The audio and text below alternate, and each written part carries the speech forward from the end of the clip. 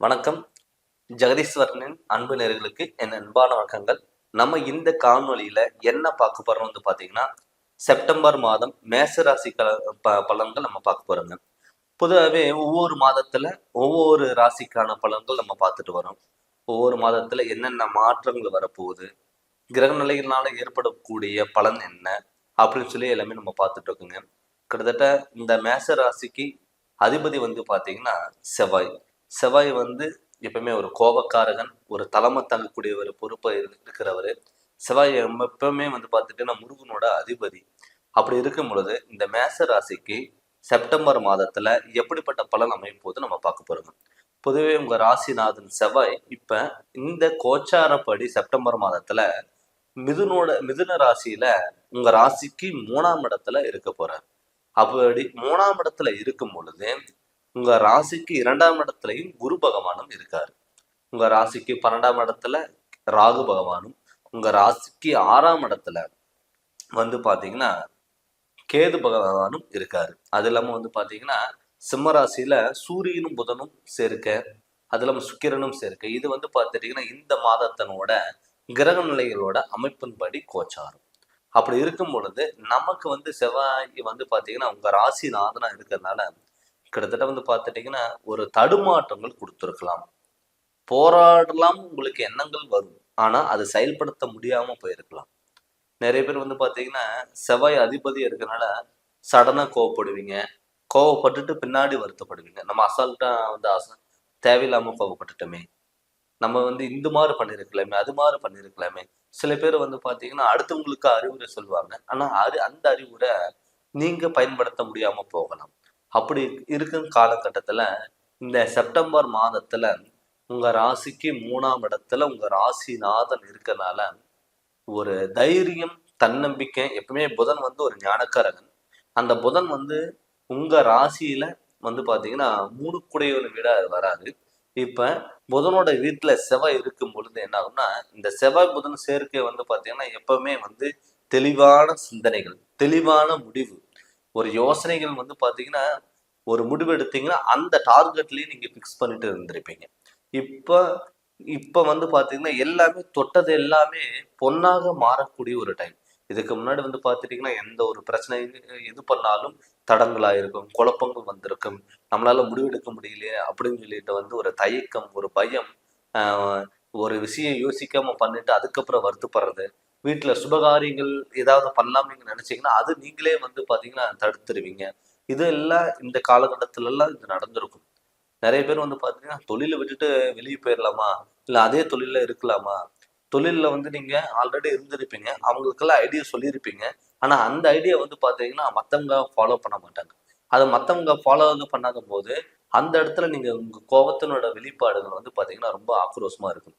ஏன்னு கேட்டீங்கன்னா உங்க ராசிநாதன் வந்து 90 டிகிரில இருக்காரு. அப்படி 90 டிகிரில இருக்கும்போது அது புதனோட சாரத்துல இருக்கும் பொழுது வந்து பாத்தீங்கன்னா இப்ப இந்த மாதத்திலேயே நல்ல சுபகாரியங்கள் கைக்கூடி வர்றதுக்கான வாய்ப்புகள். அது இல்லாம உங்க ராசிக்கு 5ஆம் இடத்துல சூரியனும் புதனும் சேர்க்கை வந்து மிக சிறப்பா இருக்கு. சூரியன் புதன் சேர்க்கை இருக்கும் பொழுது அது இல்லாம சூரியன் வந்து பாத்தீங்கன்னா செப்டம்பர் மாதம் 15ஆம் தேதிக்கு மேல கன்னி ராசிக்கு மாற போறாரு. அப்படி கன்னி ராசிக்கு மாறும் பொழுது உங்க ராசிக்கு 6ஆம் இடத்துல கேது பகவானோட சேர்க்கை பெற்றிருக்கவாரு. அப்படி கேது பகவானோட சேர்க்கை பெறும் பொழுது வந்து சுபகாரி யோகங்கள் தடங்கள் இல்லாம நடக்கிறதுக்கான வாய்ப்புகள். நிறைய பேர் மேச ராசிக்காரங்களுக்கு வந்து நமக்கெல்லாம் கல்யாணம் நடக்குமா, நம்மளோட வாழ்க்கை நல்லா இருக்கும். நிறைய பேர் கல்யாணம் பண்ணிட்டு மனசுக்குள்ள வந்து கவலைப்பட்டுட்டு இருப்பாங்க. நம்ம இந்த ஃபேமிலி வேண்டாம், இந்த ஹஸ்பண்ட் ஒய்ஃப் நம்ம வந்து சேர்ந்து வாழ வேண்டாம் அப்படிலாம் நிறைய பேர் யோசிச்சுட்டு இருந்திருப்பீங்க. ஆனால் அந்த டயத்தில் நீங்க வந்து எடுக்கிற முடிவு அது உங்களுக்கே வந்து வினையா வந்து மாறலாம். அதனால வந்து நீங்க என்ன பண்ணணும்னா எது பண்ணாலும் யோசிச்சு நீங்க பண்ணுங்க. கண்டிப்பா உங்களுக்கு நல்லா இருக்கும். அது இல்லாம உங்க ராசிக்கு 12ஆம் இடத்துல ராகு பகவான் இருக்கிறது வந்து பாத்தீங்கன்னா தேவையில்லாத சுப விரயங்கள் பண்ணக்கூடிய ஒரு வாய்ப்புகள் இருக்கும். அது இல்லாம ராகு பகவான் இருக்கும் பொழுது வந்து பாத்தீங்கன்னா ஹாஸ்பிட்டல்ல சில விரயங்கள், மருத்துவ செலவுகள், ரெண்டாவது ஆப்ரேஷன்கள், இது மாதிரி நிறைய பேருக்கு கொடுக்கும். நமக்கு கொடுக்கலன்னா கூட நம்ம வீட்டுல இருக்கிறவங்களுக்கு கொடுத்து அவங்களுக்காக அவங்களனால நமக்கு மன உற்சவம் வரலாம். நம்ம கோயிலுக்கு போலாம்னு நீங்க நினைச்சிட்டு ஒரு பிளான் பண்ணி வச்சிருப்பீங்க, அது ஆப்போசிட்டா மாறி இருக்கும். அது இல்லாம 11ஆம் இடத்துல வந்து சனி பகவான் லாபஸ்தானத்துல இருந்ததுன்னா நமக்கு ஏதாவது ஒரு வகையில வருமானம் வந்ததுன்னா அது தேவையில்லாத விரயங்கள் கொண்டு போய் விட்டு அதனால கடன் வாங்கக்கூடிய ஒரு சுச்சுவேஷன் வரும். நீங்க அதே இந்த டயத்துல வந்து பாத்தீங்கன்னா ரூ. 2 நீங்க கடன் கட்டினீங்கன்னா மறுபடியும் ரூ. 4 கடன் வாங்கதான் பார்க்கும். அதே மாதிரி வண்டி வாகனத்துல போகும்போது ரொம்ப ரொம்ப கவனமா இருக்கணும். ஏன்னு கேட்டீங்கன்னா 10 குடையவன் உங்களுக்கு சனி பகவான். அதே மாதிரி லாபஸ்தான் குடை வருவர் சனி பகவான். சனி பகவான் இப்ப வக்கரம் அடைஞ்சிருக்கு. இந்த சனி பகவான் வக்கரம் அடைஞ்சிருக்கிறதுனால தொழில்ல வந்து நீங்க கொஞ்சம் கவனமா இருக்கணும். ஏன்னு கேட்டீங்கன்னா இதை விட அது பெருசு, அதை விட அது பெருசுன்னு சொல்லிட்டு இருக்கிறத விட்டுட்டு பறக்கறதுக்கு ஆசைப்படக்கூடாது. இருக்கிறத விட்டுட்டு பறக்கறதுக்கு ஆசைப்பட்டால் இருந்ததும் கைவிட்டு போயிடும். அதனால வந்து முழுமையா கொஞ்சம் கவனமா இருக்கிறதுக்கு பாருங்க. 2வது வந்து பாத்தீங்கன்னா இப்ப உங்க ராசிநாதனோட புதன் வந்து பாத்தீங்கன்னா 5ஆம் இடத்துல இருக்காரு. அந்த புதன் 5ஆம் இடத்துல இருக்கும் பொழுது என்ன ஆகும்னா தேவையில்லாத வந்து பாத்துட்டீங்கன்னா சில டயத்துல வந்து பாத்துட்டீங்கன்னா நல்லது பண்ண போன இடத்துல கெட்டதா வந்து முடியலாம். பண்ணாத தப்புக்கு தண்டனை நினைக்க வேண்டிய சுச்சுவேஷன் வரலாம். மெயினா வந்து உடல் ஆரோக்கியத்துல மெயினா கவனமா இருக்கும். ஏன்னு கேட்டீங்கன்னா குடும்பஸ்தானத்துல குரு பகவானும் 12 குடையவன் வந்து பாத்தீங்கன்னா ராகு பகவான் இருக்கிறதுனால தேவையில்லாத உடல் உபாதைகள், அலர்ஜி சம்பந்தப்பட்ட பிரச்சனைகள், ஸ்கின் ப்ராப்ளம், நரம்பு சம்பந்தப்பட்டது, எலும்பு சம்பந்தப்பட்ட பிரச்சனைகள் வரலாம். அதனால வந்து உடல் ஆரோக்கியத்துல வந்து நீங்க ரொம்ப ரொம்ப கவனமா இருக்கணும். அது மட்டும் இல்லாம வந்து பாத்துட்டீங்கன்னா ஏதாவது புதுசா ஏதாவது பிசினஸ் பண்ணலாம், இல்ல வெளியூர் போகலாம், இல்ல வெளிநாடு போகலாம், இல்ல அங்க ஏதாவது ஒர்க் பண்ணலாம் அப்படின்னு நீங்க நினைச்சீங்கன்னா இது கரெக்டான டைம். இந்த டயத்துல நீங்க ஸ்டெப் எடுத்தீங்கன்னா அது கண்டிப்பா நடக்கும். ஏன்னு கேட்டீங்கன்னா உங்க தொழில்ஸ்தானங்கிறத 10 குடையவன் வந்து சனி பகவான். அந்த சனி 10 குடையவனை வந்து பாத்தீங்கன்னா குரு உங்க ராசியை 10ஆம் இடத்துல பாக்குறாரு. அப்படி 10ஆம் இடத்துல பார்க்கும் பொழுது தொழில நல்ல இம்ப்ரூவ்மெண்ட்ங்கிறது கண்டிப்பா கொடுக்கும்.